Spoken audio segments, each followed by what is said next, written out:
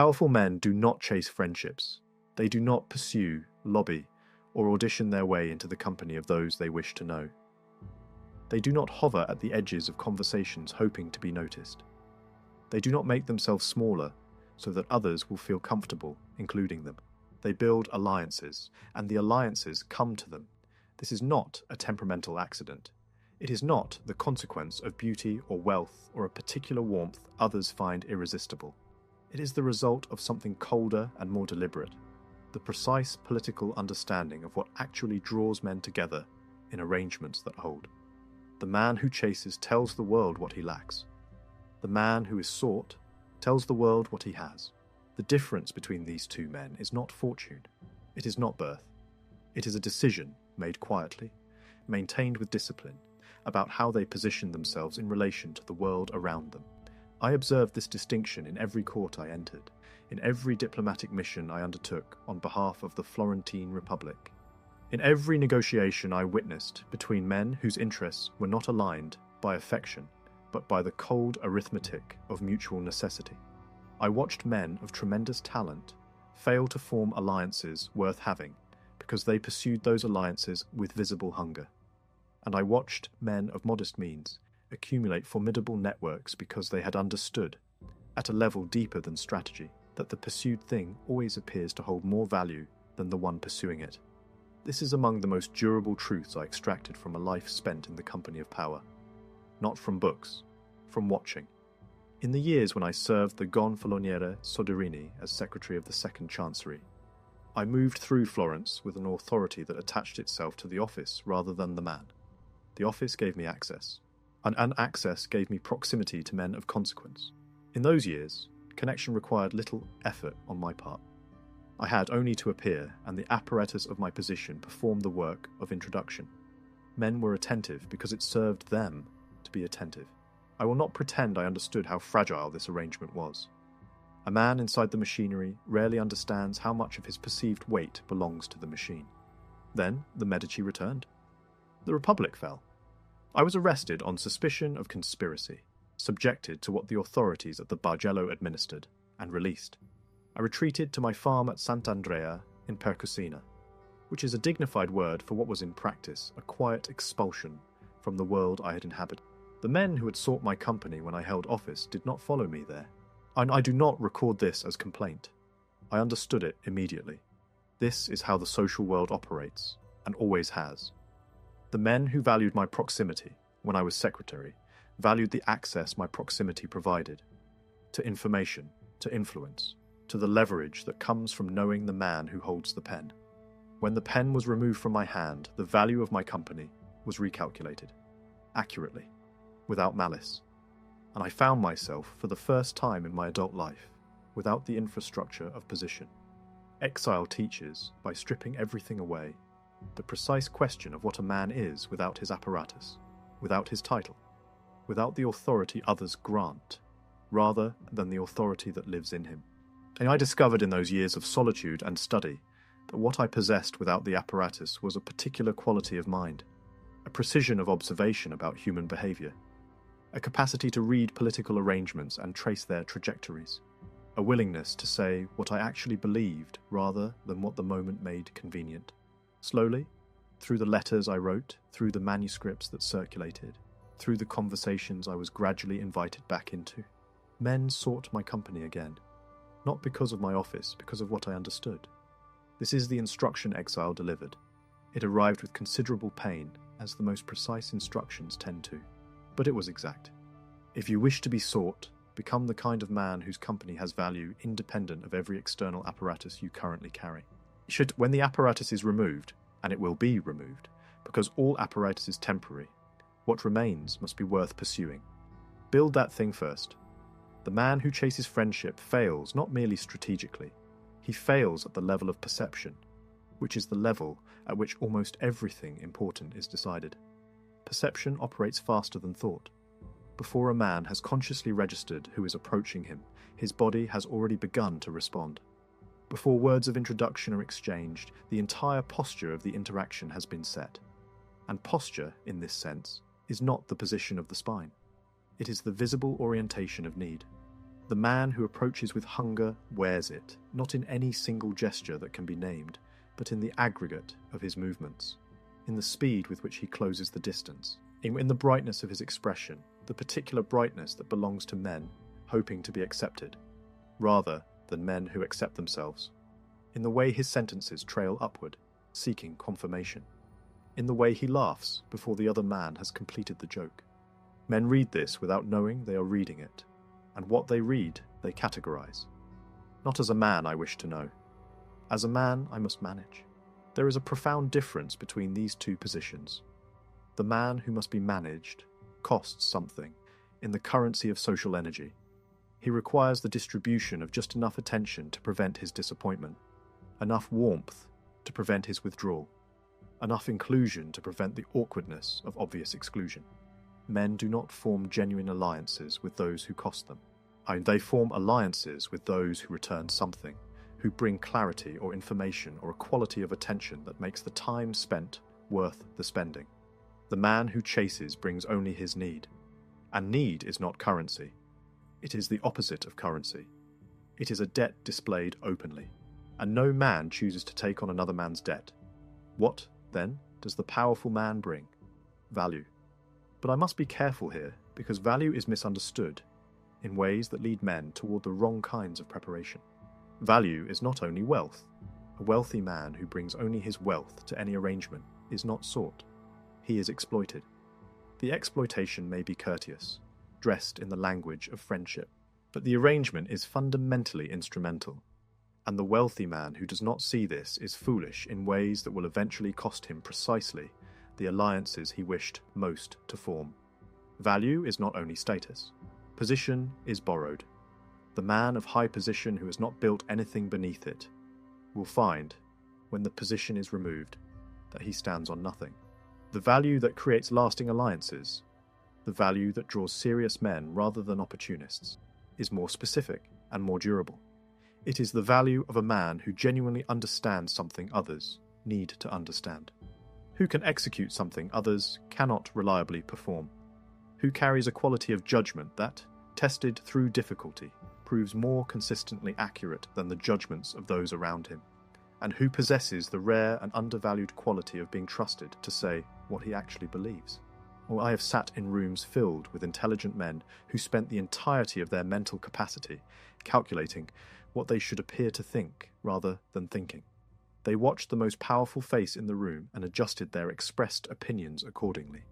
They were, in other words, mirrors, useful only in the way that mirrors are useful, which is to say, entirely without judgment of their own. The man who will tell a powerful man what he needs to hear rather than what he wishes to hear is among the rarest of human creatures. And rare things have value precisely because they cannot be easily found elsewhere. Build this quality, not the performance of bluntness, which I have seen wielded as aggression by men who mistake harshness for honesty, but the genuine and disciplined commitment to your own honest assessment, delivered with the calm of a man who is not seeking any effect other than accuracy. This is the form of value that binds the most formidable alliances I ever witnessed. Not charm. Reliability of judgment. I must speak now about shared purpose, the foundation upon which every durable alliance is constructed, and so frequently misunderstood that men build on other foundations and wonder why their structures do not hold. The alliance formed on affection is real. Men who like each other extend goodwill, and goodwill is not nothing. But affection fluctuates. It rises with shared circumstance and falls when circumstances separate. The alliance of affection is a vessel suited for calm seas. The alliance of shared purpose is something else entirely. When two men face the same challenge, when their interests are aligned not because they find each other pleasant, but because the achievement of their separate ambitions requires each other's cooperation, the bond that forms is not sentimental. It is structural, and structural things withstand what sentimental things do not. In the diplomatic arrangements I observed between the Italian states, the most durable treaties were never the ones signed between courts that expressed warm relations. They were the ones signed between courts whose commercial interests were so deeply intertwined that their separation would have been mutually ruinous. Milan and Venice might despise each other's pretensions and compete in every smaller negotiation. But the trade routes they shared created an interest in each other's stability that operated beneath all animosity. This is how power forms its most important alliances. Not by pursuing those it admires or prefers, by identifying the men whose motion through the world creates a natural convergence with its own. By asking, not who do I wish to know, but whose objectives, honestly examined, align with mine in ways that make cooperation more productive than competition. This framing eliminates an enormous amount of wasted effort. It eliminates the pursuit of impressive men whose worlds have no meaningful intersection with yours. It eliminates the flattery of powerful figures whose power operates in an entirely different domain. And it focuses effort on the far smaller and far more productive task of finding the specific men with whom genuine alliance creates genuine advantage for both parties. When you approach alliance as the identification of strategic alignment, rather than the pursuit of social approval, you approach it from a position of strength. You are not asking to be included. You are proposing a partnership between equals who have identified a shared interest. The distinction in posture is total, and posture, as I have already established, is read before anything else.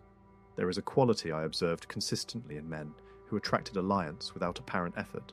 I noticed it before I could name it, because it expressed itself in behaviour rather than declaration.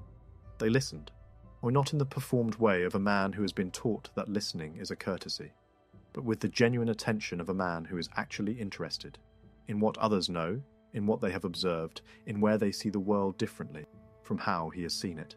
Most men in conversation are not listening. They are waiting. They hold the thread of their own coming contribution between their teeth, and they endure what is being said to them only long enough to find the opening, through which they can redirect the exchange toward themselves. This is natural. I do not condemn it as moral failure, but I observe it as strategic error. The man who actually listens, who hears what is meant rather than merely what is said, who identifies the gap between the expressed statement and the underlying concern, so who asks the question that shows he understood what the other man was attempting rather than merely the words he used. That man is memorable. Not because his questions are brilliant, though sometimes they are, because he is rare. In a world of men waiting to speak, the man who actually receives what you say creates an experience of being genuinely seen. And that experience, the experience of being seen by someone who's seeing you respect, creates an attachment that has very little to do with sentiment. It has to do with recognition. Recognition is the most intimate form of respect a man can offer another. Not praise, which is easily distributed. Not agreement, which is cheaper still. But the specific recognition that says, I understand what you are attempting. I perceive the distinction between you and the man standing beside you. Men form alliances with those who offer them this recognition. The capacity to truly see others is inseparable from the capacity to truly see the world. And men who see the world clearly are men worth being close to. Let me address how a man maintains the posture that builds alliances, once the alliances have formed. This is where many men fail. Not through dishonesty, through the natural human relief of connection, which loosens what discipline had held together. The alliance has formed. The relationship has developed the warmth that genuine mutual value produces. And in the comfort of that warmth, the man who built his position through disciplined restraint begins to dismantle that restraint. He makes himself fully transparent. He shares his uncertainties. He reveals the anxieties he had previously withheld. He makes himself, in a word, vulnerable, with the implicit understanding that this is what closeness means. Among people who have genuinely earned the right to your vulnerability, this exchange is appropriate. But that group is very small, and the alliances I am describing are not, for the most part, composed of those people. For the colleague whose interests align with yours. For the professional partner who cooperates, because the cooperation serves you both. For all of these, maintain the posture, not coldness. A man can be warm and disciplined simultaneously. But the moment the other man perceives that you need him more than he needs you, the terms of every future interaction shift. This is not cruelty. This is physics. The perceived balance of need determines the distribution of leverage, and the distribution of leverage determines everything that follows. You don't preserve the perception of self-sufficiency, not through deception. A self-sufficiency without foundation will be exposed, and the exposure is devastating, but through the genuine and ongoing work of ensuring that your life, your capabilities, and your alternatives do not depend entirely on any single alliance. A man with options has leverage. A man without options has dependency. Dependency is visible, and visibility in matters of social power is instruction.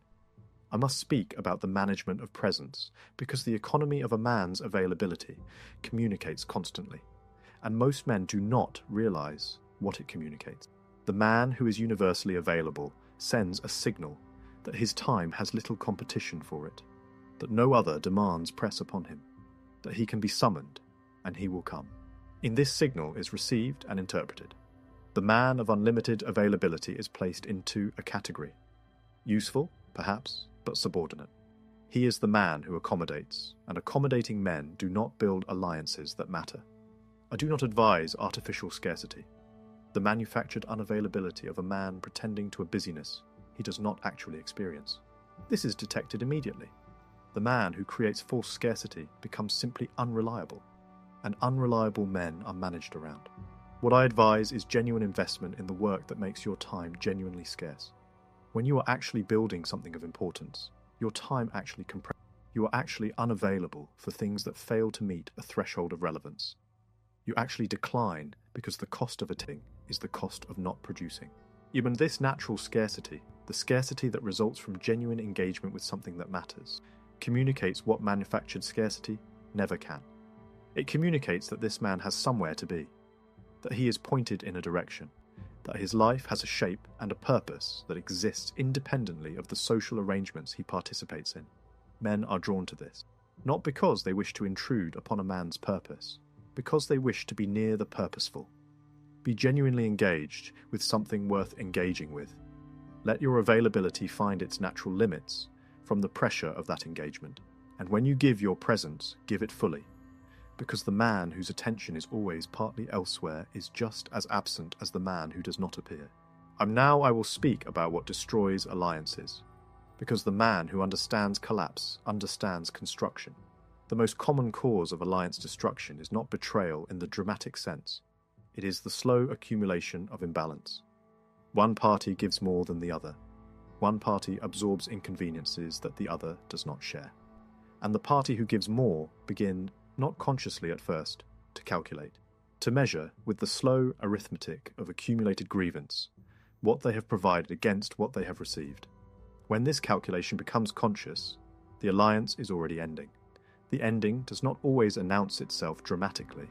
More often, it is a gradual withdrawal, a reduced availability, a slight cooling in the quality of engagement. The other party may notice and wonder at its cause. They are unlikely to trace it to its actual source, the subtle ledger kept unconsciously over months or years that has finally come due. The correction requires attention. Remain aware of the natural human sensitivity to fairness, not with the anxious vigilance of a man counting every exchange, but with the broad awareness that every alliance is a living arrangement, and that living arrangements require maintenance to prevent the drift that kills them. The second cause of alliance destruction is the collapse of the original shared interest. Men align around circumstances. When the circumstances change, when the external pressure that made cooperation preferable to independence is removed, the alliance loses its structural necessity. What remains is only whatever the men actually think of each other, is stripped of the purpose that previously sustained them. This is often less than was assumed. When this happens, the dignified response is to acknowledge the change without drama, to allow the alliance to recede to whatever level it naturally maintains. To preserve the goodwill the previous arrangement built, rather than demanding that the form of the alliance continue after its function has expired. Let arrangements find their natural level. Maintain the goodwill, because goodwill costs little to preserve, and may prove useful in circumstances neither party can currently anticipate. There is one more principle I must address, and I offer it with the particular weight of a man who learned it, not through triumph, but through its absence. The management of what you reveal and what you withhold is the management of perception. And the management of perception is the management of power. I do not advocate deception. The reputation built on fabrication fails under examination, and the failure is remembered more vividly and with more lasting contempt than any honest limitation would ever produce. What I advocate is restraint. There is an enormous difference between a man who lies about his capabilities and a man who allows his capabilities to be discovered through their demonstration rather than their announcement.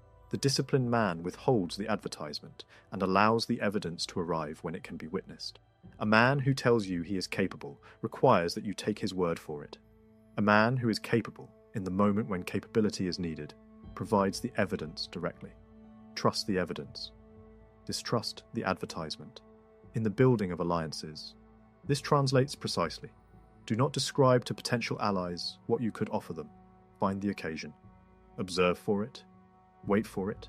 Create conditions for it when possible, and then demonstrate it. Once? Precisely. At the moment, it carries the most weight. One demonstration, well-timed, does more for the quality of an alliance than months of conversation about potential. And then, withdraw. Return to silence. The silence after the demonstration is as important as the demonstration itself. The man who performs and then immediately seeks acknowledgement converts the evidence of capability into a request for validation, and validation seeking reads as need. And need undermines the very impression the performance was designed to create. Demonstrate. Withdraw. Let the alliance form without your management of it. I will close now. I began by observing the man who enters a room without scanning it anxiously. You understand him better now. His composure is not indifference.